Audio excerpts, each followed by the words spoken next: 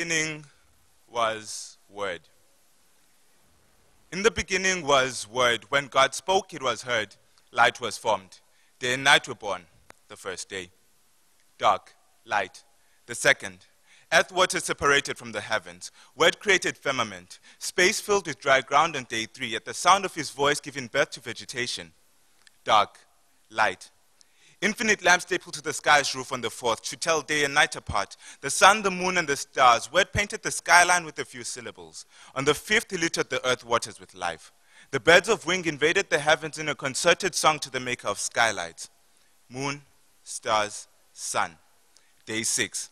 And word at the flick of his tongue commanded beasts out of thin air. So like an obedient son, nature brought forth animals from nowhere. Everywhere where word wished. Word took a step back, gazed at his work, called himself into a meeting, asked himself how he could perfect perfection.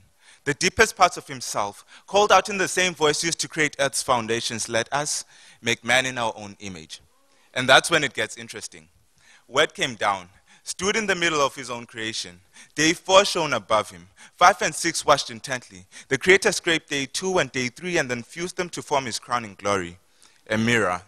The sun couldn't believe the unsightly sight. The beasts of sky, ground, and sea witnessed God, love, and word in action. The first kiss of heaven and earth as word breathed life into a mold and made it into a living soul. The softest parts of himself, the spirit, taking a guided tour through the works of his hands, like a proud scientist exhibiting his latest achievement, activating every necessary switch, lungs, heart, nerves, God.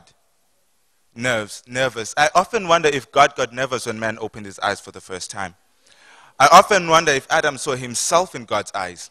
Word buried day 1 in man's cranium, that same light that was born at the tip of his tongue. See, in the beginning was Word, and Word purposed in his heart to make man in his image, and placed a part of himself in us. And maybe it was a gamble to give man power of choice, but love loved us unconditionally, so he gave it to us unconditionally. See, on day 6 the natural happened, even by heaven's standards. Word created a replica of himself, and as if one wasn't good enough, he said it is not good for man to be alone.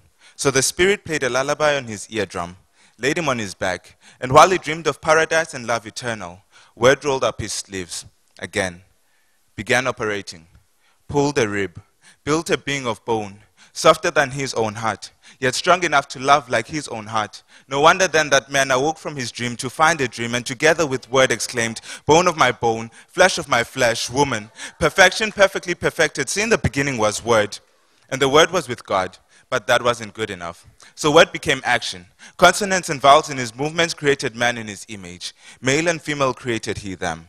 Took a step back, gazed at his work, looked to himself, smiled and said, it is good. Dark, light. Day 7, rest.